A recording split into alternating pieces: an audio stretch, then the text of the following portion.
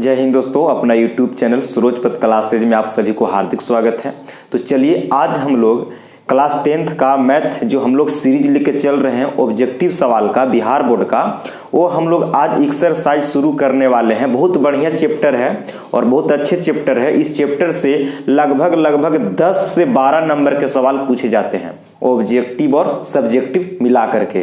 तो चलिए इस चैप्टर का जो नाम है निर्देशांक ज्यामिति, कोऑर्डिनेट जियोमेट्री। अगर इस चैप्टर को हम लोग बढ़िया से कॉन्सेप्ट समझ लेंगे तो मैं दावे के साथ कह सकता हूं कि आपको एक भी सवाल छूटने वाला नहीं है, ऑब्जेक्टिव हो चाहे सब्जेक्टिव हो। तो सबसे पहले हम लोग इस चैप्टर का कॉन्सेप्ट क्लियर कर लेंगे और कॉन्सेप्ट सीखने के बाद हम लोग फिर ऑब्जेक्टिव सवाल भी कुछ करेंगे। तो चलिए लेट न करते हुए, विलंब न करते हुए हम लोग इसको फटाफट कॉन्सेप्ट को समझेंगे और फिर इस पे हम लोग चर्चा करेंगे। तो चलिए देखिए, निर्देशांक ज्यामिति, कोऑर्डिनेट ज्योमेट्री क्या होता है, तो इस चीज को आपको ढंग से समझने की जरूरत होगा। तो मैं इसको निर्देशांक ज्यामिति कहां पे प्रयोग किया जाता है, इसको मैं आपको ऐसे ही मुंह बता सकता हूं। निर्देशांक ज्यामिति गणित की वह शाखा है, निर्देशांक ज्यामिति गणित की वह शाखा है जिसमें समतल बिंदुओं पर बिंदु की स्थिति को दर्शाने के लिए परिभाषित किया जाता है। कोई समतल रहेगा, सतह रहेगा, उसी पे दर्शाने के लिए इसको परिभाषित किया जाता है। तो चलिए ना, और हम लोग इसको थोड़ा सा बेसिक से जानकारी सोचेंगे। तो चलिए हम लोग इसको कुछ कॉन्सेप्ट से समझने की कोशिश करेंगे। तो चलिए देखिए, मैं यहाँ पे आपको लगा दो, यहाँ पे मैं आपको एक एक्स अक्ष और वाई अक्ष आप लोग पढ़ा भी होगा और न भी पढ़ा होगा, तो इसको हम लोग ध्यान से जानने की कोशिश करेंगे। देखिएगा ध्यान से, यहाँ पे मैं एक यहाँ पे ऐसे लाइन खींचता हूँ, है ना। यहाँ पे मैंने एक ऐसे लाइन खींच लेता हूँ, ठीक है, हाँ। और फिर मैंने यहाँ पे इस पे एक इस तरीका का लाइन खींचता हूँ, देखिएगा। फिर मैंने यहाँ पे एक इस तरीका के लाइन ड्रॉ कर दिया, कोई दिक्कत नहीं है। इस लाइन को जो मैंने ड्रॉ किया यहाँ पे, इसको समझने की कोशिश कीजिएगा। तो यहाँ पे जो ऊपर होता है y होता है और नीचे होता है y डैश होता है, क्लियर। अब यहाँ पे x होता है और इधर पे x डैश होता है। अब मैं आपको बता रहा हूं, जिधर डैश होगा उधर माइनस की संख्या लिखाता है, ऋणात्मक संख्या को दर्शाता है। यहाँ पे भी y डैश है तो यहाँ पे भी ऋणात्मक संख्या दर्शाएगा। इधर डैश नहीं है तो पॉजिटिव संख्या लिखाएगा, इधर भी डैश नहीं है तो पॉजिटिव संख्या को दर्शाएगा। यहाँ पे बीच में जहां पे दोनों रेखा काटा है ना, सरल रेखा, इसको हम लोग क्या O से डिनोट करते हैं, मतलब ओरिजिन, जिसको मूल बिंदु कहा जाता है। इसको क्या कहा जाता है जी, तो मूल बिंदु इसी को बोला जाता है, मूल बिंदु, क्लियर। अच्छा, जिसको ओ से सूचित करते हैं, ओरिजिन अंग्रेजी में बोला जाता है। अच्छा, इधर अगर इस मूल बिंदु से अगर हम दायां तरफ जाते हैं तो धनात्मक संख्या, और ओरिजिन से अगर हम बायां तरफ आते हैं तो ऋणात्मक संख्या को दर्शाएगा। अगर इस मूल बिंदु ओरिजिन से ऊपर जाते हैं तो पॉजिटिव संख्या, धनात्मक संख्या लिखाएगा। अगर मूल बिंदु से नीचे आते हैं तो ऋणात्मक संख्या बताएगा। अच्छा, ये x डैश से x तक है, इस रेखा को, इस अक्ष को हम लोग क्या बोलते हैं, इसको आपको जानना होगा। तो इस अक्ष को हम लोग क्षैतिज रेखा कहते हैं। क्या रेखा कहते हैं? क्षैतिज रेखा कहते हैं। इसको हम लोग क्षैतिज रेखा या क्षैतिज तल बोल दीजिए। क्षैतिज तल कहते हैं किसको? तो एक्स अक्ष को कहते हैं। एक्स डैश से एक्स के ये पूरा जो अक्ष है, इसको हम लोग क्षैतिज तल के नाम से जानते हैं। अच्छा, और वाई वाला होता है, इसको हम लोग ऊर्ध्वाधर तल बोलते हैं। क्या बोलते हैं? इसको मैं नाम लिख देता हूं, ऊर्ध्वाधर तल बोला जाता है। किसको? वाई अक्ष को ऊर्ध्वाधर तल बोला जाता है, एक्स अक्ष को क्षैतिज तल बोला जाता है। क्लियर हो गया? अच्छा, इसी को एक्स अक्ष भी बोला जाता है और इसको वाई अक्ष भी बोला जाता है, कोई दिक्कत नहीं है। अब देखिए, यहाँ पे इस तरीके से दर्शाया जाता है। इसको हम लोग, ये जो होता है, इसको हम लोग प्रथम पाद कहते हैं। प्रथम चतुर्थांश कहते हैं। पाद बोलिए या चतुर्थांश बोलिए, एक क्या होता है क्वाड्रेंट, ठीक है, फर्स्ट क्वाड्रेंट प्रथम चतुर्थांश इसको बोलते हैं। इसको हम लोग द्वितीय चतुर्थांश बोलते हैं, सेकेंड क्वाड्रेंट द्वितीय चतुर्थांश कहते हैं, कोई दिक्कत नहीं होना चाहिए। इसको हम लोग तृतीया चतुर्थांश कहते हैं। क्या कहते हैं? तो तृतीया चतुर्थांश कहते हैं। और इसको हम लोग चतुर्थ माने चौथा, चतुर्थ चतुर्थांश कहते हैं, चतुर्थ चतुर्थांश कहते हैं। इतना क्लियर हुआ? तो देखिए यहां पे जो प्रथम चतुर्थांश है हुआ, तो यहां पे जो प्रथम चतुर्थांश है, देख रहे हैं कि y और x के बीच का क्षेत्र है, y और x का बीच का क्षेत्र है, और x पर इधर भी सब पॉजिटिव संख्या को दर्शाता है। देखिए 1 2 3 4 5 सब पॉजिटिव संख्या इधर भी ऊपर जाइएगा तो सब पॉजिटिव संख्या को ही दर्शाता है। ये सब किसका दर्शाता है? तो पॉजिटिव संख्या को ही दर्शाता है।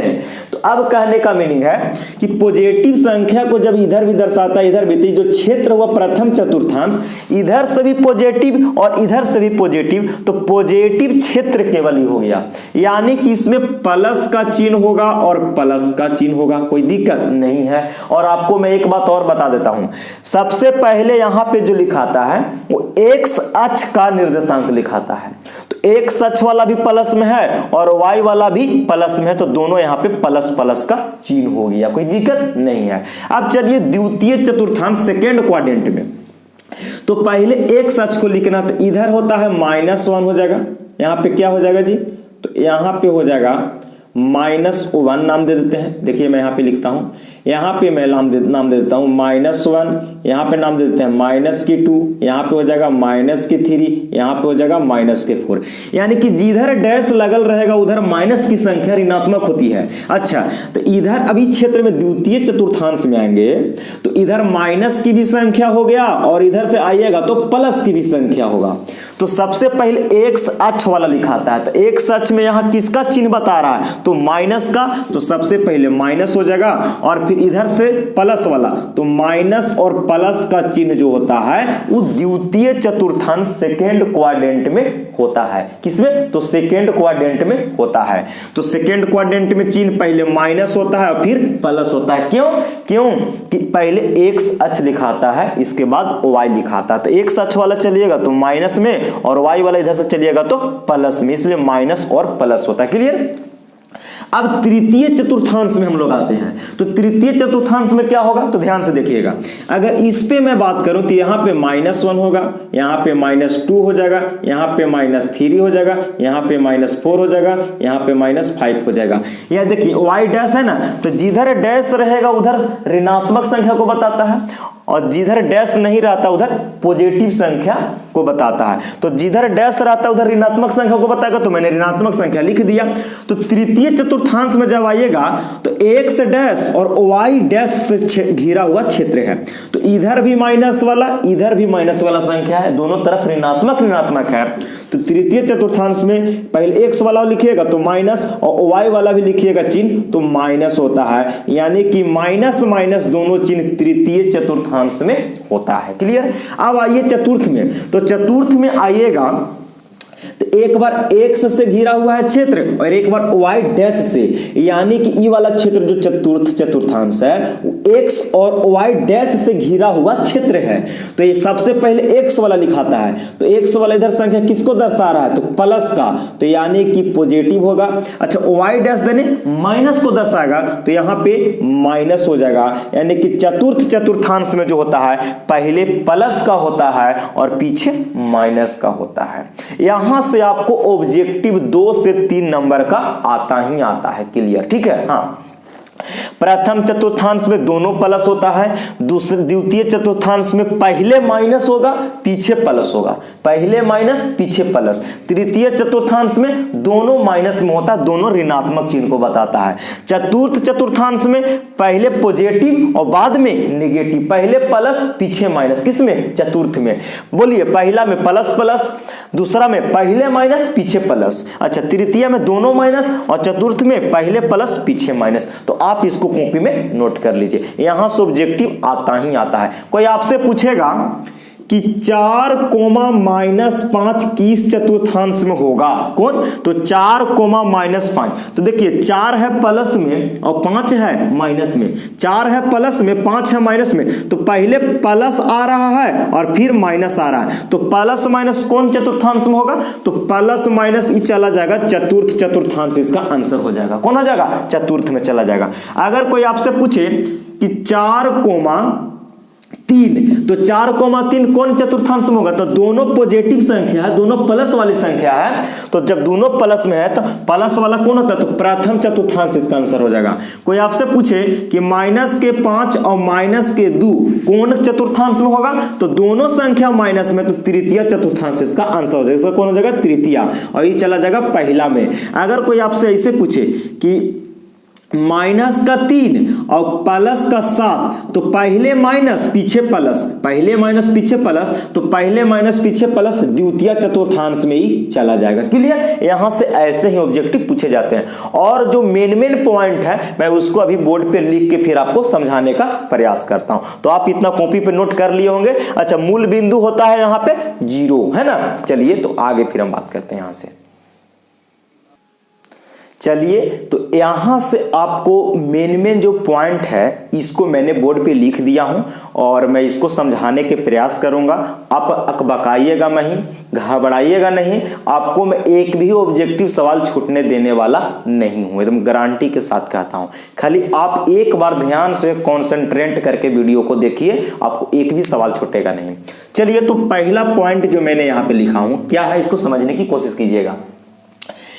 x, y में किसको जी, तो x, y में x निर्देशांक या भुज, x निर्देशांक या भुज, कहने का मतलब कि जो x है ना, x को या तो हम लोग x निर्देशांक कहेंगे, देखिएगा x, y जो यहाँ पे है क्या है, x, y जो है, तो x जो होगा x का मान, तो x का या तो x निर्देशांक कहेंगे या तो भुज कहेंगे, तथा y जो है कौन जी, y जो है, y को y निर्देशांक कहेंगे या कोटि कहते हैं। क्लियर, मीनिंग कहने का मतलब हुआ यहां से कि x अक्ष को x निर्देशांक कहते हैं ना, तो फिर x अक्ष को भुज भी कहते हैं, x अक्ष को भुज कहते हैं, x अक्ष को क्या कहते हैं, भुज। अच्छा, जो y है y को y निर्देशांक कहते हैं, नहीं तो फिर y को कोटि भी कहा जाता है।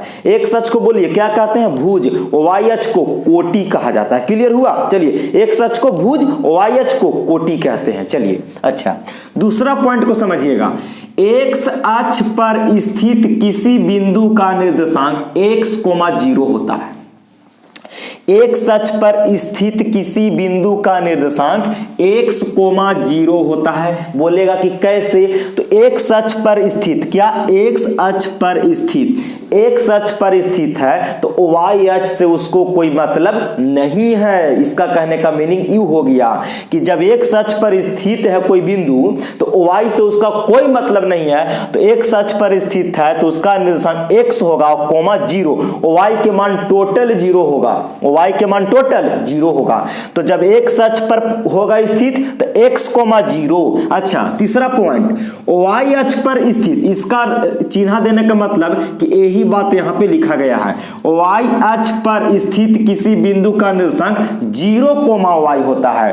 y अक्ष बोला यानी कि y पर व्यक्ति खड़ा है तो x अक्ष से कोई मतलब नहीं है। तो देखिए x का मान यहाँ पे पहले 0 हो गया और y पर है तो केवल y हो जाएगा। तो यहां से ही आपको याद रखना है कि x अक्ष पर किसी बिंदु का निर्देशांक कहेगा कि कौन होगा x अक्ष पर, तो बोलेंगे कि x, 0, y टोटल 0 हो जाएगा। अच्छा, जब y अक्ष पर बात करेगा तो 0, y यानी कि x पूरा 0 हो जाएगा और y के जगह पे y हो जाएगा। क्लियर। अच्छा, चौथा पॉइंट समझिएगा, किसी बिंदु की y अक्ष से दूरी भुज कहलाता है। क्या कहलाता है, भुज। कब, तो किसी बिंदु की जब y अक्ष से दूरी बोले, कहां से, y अक्ष से दूरी बोलेगा तो उसको हम लोग दूरी को भुज कहते हैं। अच्छा, पांचवा पॉइंट, किसी बिंदु की x अक्ष से दूरी कोटि कहलाता है। देखिए, x अक्ष से जो व्यक्ति दूर रहेगा, कहां से, अगर x अक्ष से लेते हैं, कहां से, एक्स अक्ष से तो उसको कोटि कहेंगे। अच्छा, वाई अक्ष से जो दूरी होगा उसको भुज कहते हैं। लेकिन यहां पे मैंने बताया हूं कि एक्स अक्ष को भुज कहते हैं और वाई अक्ष को कोटि कहते हैं। लेकिन मैंने यहां पे दूरी लिखा हूं, दूरी याद रखिएगा। जैसी दूरी पूछेगा ना कि किसी बिंदु का वाई अक्ष से दूरी क्या कहलाता है, तो भुज उलट जाएगा। अच्छा, किसी बिंदु को एक्स अक्ष से दूरी क्या कहलाएगा, तो कोटि कहलाता है। जब दूरी पूछेगा तब, दूरी की क्या बात करेगा तो पलट जाएगा। अक्ष भुज वाला कोटि हो जाएगा और कोटि वाला भुज कहलाता है। देखिए, वाई अक्ष तो कहलाता था कोटि, लेकिन यहाँ पे भुज बन जाएगा। कब, जब दूरी पूछेगा तब। और जब एक्स अक्ष से दूरी पूछेगा तो एक्स अक्ष को तो भुज कहते हैं, लेकिन जब दूरी की बात करेगा तो कोटि कहलाएगा। क्लियर? तो इतना सवाल भी आप कॉपी में अच्छा से नोट कर लीजिए, फिर हम अगले कॉन्सेप्ट की यहां से बात करते हैं। तो चलिए हम आगे फिर बात करते हैं यहां से। चलिए, तो अगला पॉइंट जो है बहुत भी आई है, जो हमेशा 2 नंबर में पूछा जाता है बिहार बोर्ड में। देखिए क्या पॉइंट लिया गया। जो पॉइंट मैंने लिया हूं, दूरी सूत्र। दूरी सूत्र, दो बिंदुओं के बीच की दूरी निकालने का जो दूरी सूत्र होता है, उसी पे मैं अभी बात करूंगा। तो दूरी सूत्र कैसे लिखा हूं, दूरी सूत्र लिख के मैंने यहां पे डैश दे के लिखा हूं कि दो बिंदु, कितना बिंदु जी, 2 बिंदु, एक बिंदु को मैंने P मान लिया, तो P जिसका निर्देशांक x1, y1 तथा दूसरा बिंदु Q x2, y2 है, तो दूरी सूत्र बीच की। जैसे मैं एग्जांपल से आपको समझा सकता हूं कि मैंने एक बिंदु यहां पे ले लिया और एक बिंदु मैंने यहां पे ले लिया। इस बिंदु को नाम दे देता हूं क्या, इस बिंदु को मैं नाम दे देता हूं P, क्या P, और इस बिंदु को नाम देता हूं Q। तो कहा था कि P और Q के बीच की दूरी, यानी कि इसको आप ऐसे मिला दीजिए, इसको आप ऐसे मिलाइएगा तभी ना दूरी सूत्र बनेगा। अब P को मैंने यहां पे माना हूं क्या, x1, y1, और एक Q को मैंने माना हूं x2, y2। तो कहेगा ना कि P और Q के बीच की दूरी ज्ञात करना है। तो मैंने यहां पे क्या फॉर्मूला लिखा हूं, आपको समझने की कोशिश कीजिएगा यहां पे। तो P और Q के बीच की दूरी निकालने के लिए फॉर्मूला होता है कि PQ बराबर root under x2 minus x1 के whole square plus y2 minus y1 के होल स्क्वायर होता है। देखिए, PQ, दो बिंदुओं के बीच की दूरी निकालने का फॉर्मूला होता है x2 माइनस x1 के whole square plus y2 minus y1 के होल स्क्वायर। आप x1 माइनस x2 भी लिख सकते हैं, कभी गलत होगा नहीं। क्यों? क्योंकि यहां पे होल स्क्वायर है, तो मान लेते हैं कि छोटा में से भी बड़ा घटाइएगा तो माइनस में आएगा, लेकिन जब स्क्वायर है तो माइनस में आते हुए भी उसको पॉजिटिव बना देगा। क्यों? क्योंकि यहां पे स्क्वायर है, इसके वजह से। तो कहीं कहीं आपको x1 minus x2, y1 minus y2 भी मिलेगा, तो वो गलत नहीं होगा, आप लिख भी सकते हैं, कोई दिक्कत नहीं। तो दूरी सूत्र समझ गए कि x2 माइनस x1 के whole square plus y2 minus y1 के होल स्क्वायर के रूट अंडर, दो बिंदुओं के बीच की दूरी निकालने के लिए। अच्छा, और जो दूसरा पॉइंट मैंने यहां पे लिया हूं कि मूल बिंदु से बिंदु P जिसको x, y की दूरी, मूल बिंदु जिसको 0, 0 होता है। जैसे एग्जांपल समझिएगा, यहां पे मैं फिगर बना देता हूं, एक बिंदु यहां पे है, एक बिंदु यहां पे है। तो मैंने बोल दिया हूं कि मूल बिंदु, इसको मैं मान लेता हूं P और इसका निर्देशांक है x, y, और यहां पे मैंने नाम देता हूं मूल बिंदु, जिसको मूल बिंदु को O से सूचित करते हैं, जिसको ओरिजिन कहते हैं। तो यहां पे नाम देता हूं O, और मूल बिंदु का निर्देशांक होता है 0, 0। मूल बिंदु का कोई आपसे निर्देशांक पूछे, मूल बिंदु का निर्देशांक, तो 0, 0 होता है। कितना? 0, 0 होता है। किसका? तो मूल बिंदु का निर्देशांक। तो यहां पे मैंने, ये मूल बिंदु मेरा है, ये क्या है जी, ये मेरा मूल बिंदु है, मूल बिंदु। तो मूल बिंदु से कोई बिंदु P है, तो कहता कि मूल बिंदु से किसी भी बिंदु की दूरी निकालना हो तो उसका फॉर्मूला क्या होता है, माने O से लेके P की बीच की दूरी। तो OP बराबर क्या लिखे हैं कि root under x square plus y square के root under x square plus y square. कहने का मतलब कि अगर x में से 0 घटाइएगा तो x रह जाएगा, तो x का होल स्क्वायर हो गया, y में से 0 घटाइएगा तो y रह जाएगा, यानी कि y का स्क्वायर। इसीलिए मूल बिंदु से किसी भी बिंदु का दूरी सूत्र जो होता है x square plus y square root में करके होता है। तो आप इन दोनों को कॉपी में लिख लीजिए और ताकि आपको सवाल बन जाएगा। चलिए अब अगला पॉइंट की बात करते हैं। चलिए आगे का जो कॉन्सेप्ट है मैं उस पर बात करता हूं, ध्यान से देखिएगा, ठीक है। चलिए तो अगला जो मैंने पॉइंट लिया कि बिंदु P A और B बिंदुओं से समदूरस्थ है, तो क्या मैंने लिखा हूं कि बिंदु P A और B बिंदुओं से समदूरस्थ। समदूरस्थ के मतलब क्या होता है आपको पता है, समझिएगा। सम माने होता है बराबर और दूरस्थ माने दूर, बराबर दूरी पर स्थित को समदूरस्थ कहते हैं। एक बिंदु क्या है देखिए समझिएगा, एक मैंने यहां पे समझा देता हूं। एक बिंदु यहां पे मान लेते कि P है, क्या है P, और P से एक बराबर दूरी पर दो बिंदु स्थित है। मैंने इसको नाम दे देता हूं A और इसको नाम दे देता हूं यहां पे B।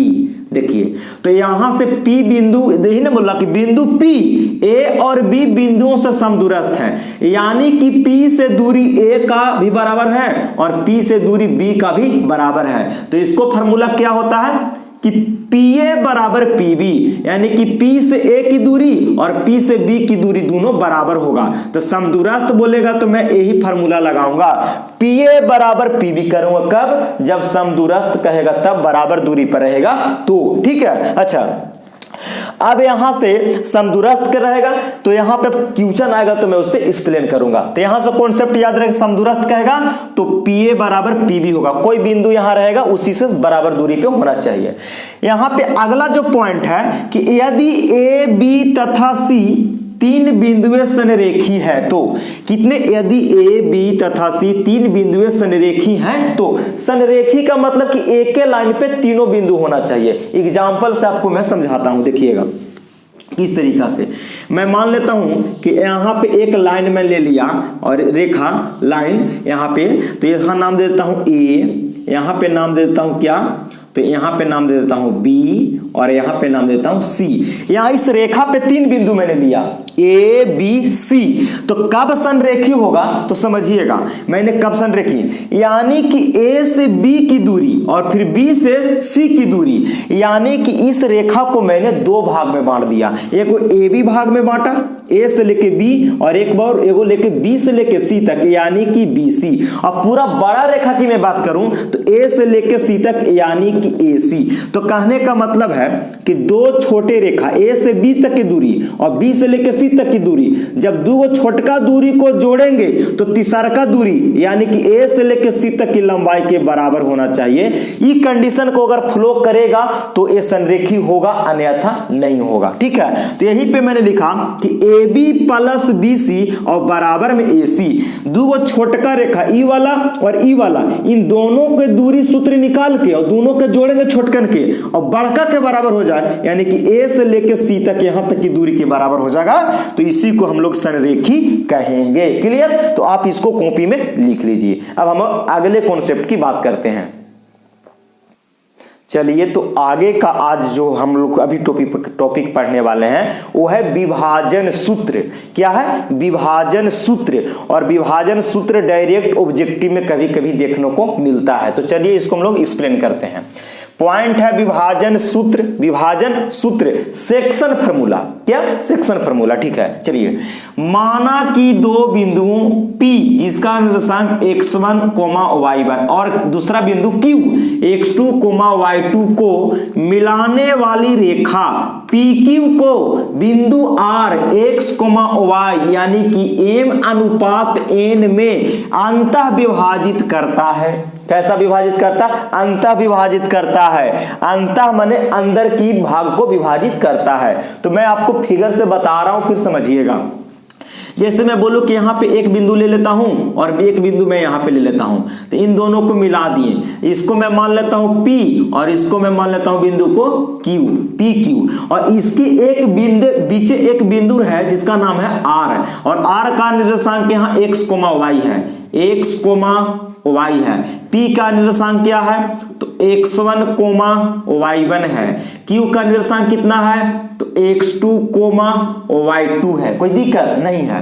अब कहता है कि R m अनुपात n, यहां पे मैं मान लेता हूं कि m, और यहां पे जो अनुपात है इधर P से R तक की जो दूरी है उसको m अनुपात में बांट रहा है, और R से लेके Q तक उसको n अनुपात में विभाजित कर रहा है, यानी कि R जो बिंदु है वो PQ के दो खंडों में विभाजित कर रहा है। एक m P से लेके R तक M में और R से लेके Q तक N में विभाजित कर रहा है। इसका कहने का मीनिंग E हो गया, यानी कि M और N के जगह पे कोई ना कोई अंक होगा, 2 3 4 5 ऐसे करके, ठीक है। हाँ, तो यानी कि जब इस तरीका के विभाजन होता है तो P और Q के अंदर न विभाजित कर रहा है, बाहर थोड़ी ना कर रहा है। तो जब अंदर कर रहा है तो इसको M अनुपात N हम अभी नाम दे दिए हैं। जब सवाल आएगा तो उस पर हम लोग फिर चर्चा करेंगे, लेकिन अभी कॉन्सेप्ट को केवल समझना है, डायरेक्ट ऑब्जेक्टिव आता है।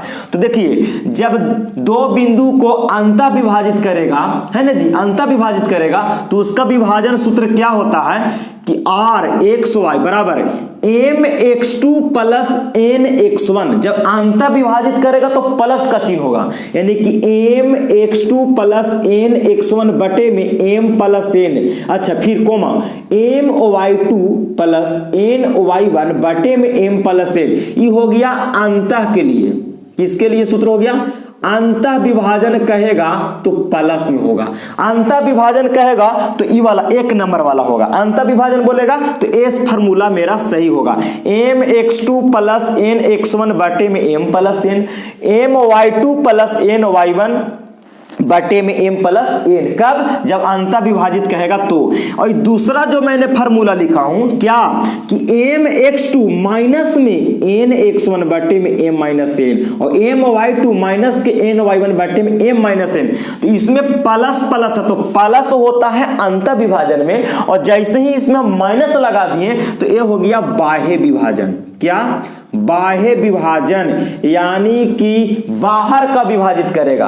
तो हम लोग को बाह्य विभाजन क्लास 10 में कभी अभी इस तक सवाल पूछा नहीं है, 11th में पूछा है बाह्य विभाजन, लेकिन मैं आपको बता दे रहा हूं कि हो सकता है शायद कभी डाल भी सकता है ऑब्जेक्टिव में। तो बाह्य विभाजन बोलेगा तो बीच में माइनस कर देंगे, और जब अंतः विभाजन पूछेगा सेक्शन फार्मूला विभाजन सूत्र तो mx2 प्लस nx1 बटे में m plus n, my2 plus ny1 बटे m प्लस n हो जाएगा। चलिए क्लियर? तो विभाजन सूत्र को आप कॉपी में ढंग से नोट कर लीजिए या शॉर्ट स्क्रीन ले लीजिए, फिर हम अगले टॉपिक की बात करते हैं। चलिए, तो आगे का जो टॉपिक है उसको हम लोग यहां से फिर कवर करेंगे। देखिए, यहां पे मैंने पहला जो पॉइंट लिया हूं, क्या? मध्य बिंदु सूत्र, मिड पॉइंट बीच वाला होता है, उसको मैं बात कर रहा हूं। मध्य बिंदु सूत्र होता है क्या कि दो बिंदुओं P का निर्देशांक x1 y1 तथा Q x2 y2 को मिलाने वाली रेखा के मध्य बिंदु R है x, y का निर्देशांक। तो इसका फार्मूला होता है R, है ना, जिसका निर्देशांक x y बराबर x2 प्लस x1 बटे 2 कोमा y2 प्लस y1 बटे 2। मध्य बिंदु सूत्र यही होता है, x2 प्लस x1 बटे 2 कोमा y2 प्लस y1 बटे 2। इसका फिगर कैसे होगा? देखिए, P और Q बनाइए, दो बिंदु ले लीजिए। तो दो बिंदु मैंने यहां पे ले लेता हूं, एक का नाम देता हूं P, एक का नाम देता हूं Q, और बीच का जो बीच का होगा उसका R नाम दिया गया। देखिए R, मध्य बिंदु R है, इसका निर्देशांक x, y है, और Q का हो गया क्या? x1 y1, और Q का हो गया x2 y2। तो अगर इसमें जो R है ना, R कैसे निकलेगा? R का जो मिड पॉइंट होता है, मध्य बिंदु है ना, मध्य मतलब बीच होता है। तो मध्य बिंदु निकालने का फॉर्मूला हो जाएगा x2 प्लस x1 बटे 2 और y2 प्लस y1 बटे 2। तो मैंने यहाँ पे जो आपको समझा दिया हूं, है ना। मध्य बिंदु निकालने का सूत्र यही होता है, x2 प्लस x1 बटे 2, y2 प्लस y1 बटे 2, या x1 प्लस x2 बटे 2 भी कर सकते हैं, और y1 प्लस y2 बटे 2 भी कर सकते हैं। चलिए, यहाँ पे जो अगला पॉइंट है, ये मध्य बिंदु सूत्र निकालने का फॉर्मूला हो गया। त्रिभुज का क्षेत्रफल कैसे निकाला जाता है उसको समझिएगा कि त्रिभुज का क्षेत्रफल, तो मैंने माना हूं कि माना A का निर्देशांक x1 y1, B का निर्देशांक x2 y2 और C का निर्देशांक x3 y3 त्रिभुज ABC के शीर्ष हैं। त्रिभुज ABC के क्या है? शीर्ष हैं। जैसे कहने का मतलब कि मैं यहाँ पे फिगर बना देता हूं, यहाँ पे मैं एक त्रिभुज लेता हूं जिसका नाम देता हूं ABC, इसको नाम देते हैं A, इसको नाम देते हैं B, इसको नाम देते हैं C। तो यहाँ पे A का निर्देशांक कितना माना हूं मैं? तो x1 y1, तो मैं यहाँ पे लिख दिया x1 y1। B का निर्देशांक x2 y2, तो यहाँ पे हो जाएगा x2 y2, और C का निर्देशांक x3 और y3 हो गया। तो इस त्रिभुज का क्षेत्रफल निकालेंगे कैसे, तो इसको लिए फॉर्मूला मैंने यहां पे लिखा कि त्रिभुज ABC का क्षेत्रफल एरिया, त्रिभुज ABC का क्षेत्रफल निकालने का हो जाएगा 1/2 बड़ा ब्रैकेट और फिर x1 लिखना है। क्या लिखना है, x1 और फिर ब्रैकेट y2 माइनस y3 फिर प्लस का चिन्ह, फिर x2 फिर y3 माइनस के y1 फिर प्लस x3 फिर into bracket y1 minus y2। ये होता है त्रिभुज का क्षेत्रफल निकालने का फॉर्मूला। लेकिन आपको याद तो ऐसे नहीं रहेगा, तो मैं आपको एक लॉजिक बता रहा हूं याद करने का। सबसे पहले क्या करना है कि जैसे त्रिभुज ABC का क्षेत्रफल पूछेगा निकालने के लिए, तो आपको सबसे पहले 1/2 लिख लेना है। 1/2 तो होगा त्रिभुज के क्षेत्रफल में, तो 1/2 लिख लेना है। अब क्या करना है कि बड़ा ब्रैकेट दे देना है, बड़ा ब्रैकेट दे देना है। यहां पे मैं x लिख दिया, फिर ब्रैकेट लिखूंगा इस तरीका के, फिर प्लस फिर x लिख दूंगा, कोई दिक्कत नहीं है, समझिएगा कंडीशन को, लॉजिक को। फिर मैंने यहां पे यहां पे ब्रैकेट दे दिया, फिर दे देगा, फिर बीच में प्लस का चिन्ह, क्योंकि सब में तो प्लस का चिन्ह है, देख लीजिए बीच में, फिर प्लस, फिर मैं यहां पे x लिख दिया और फिर लिख लूंगा बड़ा ब्रैकेट इस तरीका से, छोटा ब्रैकेट करके फिर इस तरीका से कर लेंगे, समझिएगा। तो यहां पे जो x लिखे हैं इसको में आपको याद रखना है फॉर्मूला 123, किसमें, x वाला में। तो x वाला में 123 लिखना, तो मैंने 1 लिख दिया, फिर 2 लिख दिया, क्या लिख दिया, तो 2 हो गया और फिर इसमें 3 हो गया। तो 1 2 3 लगा देना है x वाला में, तो 123 आपको लॉजिक याद रखना है। अच्छा, ये जो ब्रैकेट मैंने यहाँ पे 3 ठो लिखा, इसमें पहले आप y माइनस y लिख लीजिए, y माइनस y लिख लीजिए, y माइनस y लिख लीजिए। क्यों, क्योंकि सबके ब्रैकेट में देखिए माइनस माइनस माइनस है। अब आपको इसमें कैसे लॉजिक लगाना है तो समझिएगा, 23 31 12, 23 31 12, तो यहां पे 23 लिखिए, तो मैंने यहां पे 2 लिख दिया, यहां पे 3 लिख दिए, 23 हो गया। फिर इसमें दूसरा में चले 23 के बाद 31, तो 3 लिख दीजिए और फिर 1 लिख दीजिए, फिर 12, तो यहां पे 1 लगा देंगे, यहां पे 2 लगा दीजिए। तो देखिए तो कितना आसानी से फार्मूला हम लोग तैयार होके आ गया नहीं। तो इस तरीके से लॉजिक करके हम लोग को याद करना होगा। 1/2 x1 है ना, x लिख देना है, फिर 123 लगाना है, तो 1 2 3 लगा देना है x वाला में 123, और y वाला में क्या लिखना है, तो y माइनस y 3 बार लिख देना है, और फिर लिखाना है 23 31 12, यही फार्मूला लगाना है, 23 31 12। तो पहल का ब्रैकेट में 23 लिखना, तो 2 3, फिर दूसरा का में 31 लिखना, तो 3 1, और फिर तीसरा का में 12, तो 1 2 लगा देना है। आसान हुआ कि नहीं हुआ, तो चलिए आप इसको कॉपी में नोट कर लीजिए, और ऑब्जेक्टिव पक्का यहां से आने वाला है, कभी कभी सवाल पूछते रहता है। चलिए तो अब हम यहां से आगे का कॉन्सेप्ट फिर उसको देखते हैं। आप इसको उतार लीजिएगा या शॉर्ट स्क्रीन ले लीजिए। चलिए तो आगे का ये लास्ट टॉपिक है कॉन्सेप्ट का, और इसको से भी कभी कभी सवाल पूछे जाते हैं, तो मैं आपको कॉन्सेप्ट दे रहा हूं, पूछेगा तो मैंने उसको जवाब देने हुआ, कोई दिक्कत नहीं है। चलिए आइए, तो अगला जो टॉपिक है कि यदि ए बी और सी संरेखी हो, ए बी सी संरेखी हो, संरेखी का मतलब मैंने पीछे भी आपको बताया था कि तीनों एक ही रेखा पर होगा, ए बी सी। इसका निर्देशांक मैंने ले लिया x1 y1, x2 y2, x3 y3 ले लिया हूं। तो जब यदि ए बी और सी संरेखी होगा, अच्छा, तो त्रिभुज का क्षेत्रफल पूछेगा। देखिए जब सिंपल त्रिभुज का क्षेत्रफल पूछेगा तो उसका फार्मूला मैंने पीछे बताया, और जब संरेखी रहेगा एबीसी और उसका जब क्षेत्रफल पूछेगा तो क्या होता है, देखिए तो त्रिभुज का क्षेत्रफल बराबर 0 करते हैं। कब, जब एबीसी संरेखी हो और इसका जब क्षेत्रफल पूछेगा तब। तो देखिए किस तरीका से इसका फार्मूला होगा। तो त्रिभुज का क्षेत्रफल को फार्मूला मैंने अभी पीछे तुरंत आपको बताया था लिखने का, क्या कि 1/2 मैंने लिखा था ना, 1/2, और फिर बड़ा ब्रैकेट देना था, फिर x लिखना था, फिर ब्रैकेट लिखना था, फिर y माइनस y बोले थे लिखने के लिए, फिर प्लस, फिर x लिखना था, फिर y माइनस y लिखने के लिए बोले थे, फिर प्लस x लिखना था, फिर y माइनस y लिखने के लिए बोले थे, और बराबर में कितना है 0, तो बराबर में 0 करेंगे। फिर बोले थे कि x वाला में 123 लगाते हैं, तो लगा दीजिए 123, यहाँ पे 1, यहाँ पे 2, यहाँ पे 3, 123 लगा दिए। y वाला में कैसे, y वाला में 23, 31, 12, 23, 31, 12। तो यहाँ पे पहले 23 लिख लीजिए, फिर यहाँ पे 31 लगा देंगे, फिर यहाँ पे 12 लिख लीजिए। तो यही हो गया निकालने का फार्मूला। बराबर में केवल जीरो हो जाएगा, बराबर में केवल कुछ हो जाएगा जीरो। तो इसी को हम लोग त्रिभुज का क्षेत्रफल बराबर जीरो लगा देते हैं। कब जी? जब संरेखित ABC रहेगा और त्रिभुज का क्षेत्रफल पूछेगा तब। तो केवल बराबर में खाली जीरो कर देंगे। कब? जब संरेखी रहेगा तब, और जब संरेखी नहीं रहेगा तो बराबर में जीरो नहीं करेंगे। अच्छा, एक और टॉपिक समझिए। यदि A, B और C, यहाँ सॉरी छूट गया, C होगा। यदि A का निर्देशांक x1 y1, B का x2 y2 और C का x3 y3 त्रिभुज ABC के शीर्ष है, त्रिभुज ABC के शीर्ष है, तो त्रिभुज के केंद्रक होगा। तो त्रिभुज के कभी कभी केंद्रक निकालने के लिए फॉर्मूला आता है। तो केंद्रक को हम लोग G से डिनोट करते हैं। तो केंद्रक यानी त्रिभुज के केंद्रक निकालने के लिए जिस G का मान, G एक की जगह पर आप केंद्रक भी लिख सकते हैं। क्या? केंद्रक। केंद्रक को G से डिनोट करते हैं, ठीक है। तो इसका फार्मूला होता है x1 plus x2 plus x3 बटे में 3 coma y1 plus y2 plus y3 बटे में 3। ये कब? जब तीन गो त्रिभुज के शीर्ष दिले रहेगा और त्रिभुज के जब केंद्रक पूछेगा तब लगाएंगे फार्मूला। तो केंद्रक बराबर फार्मूला हो जाएगा x1 plus x2 plus x3 बटे 3 और y1 plus y2 plus y3 बटे 3। तो मैंने इसमें सारा आपको जो भी यहां पे कॉन्सेप्ट था इस चैप्टर से, मैंने टोटल कॉन्सेप्ट आपको करवा दिया हूं।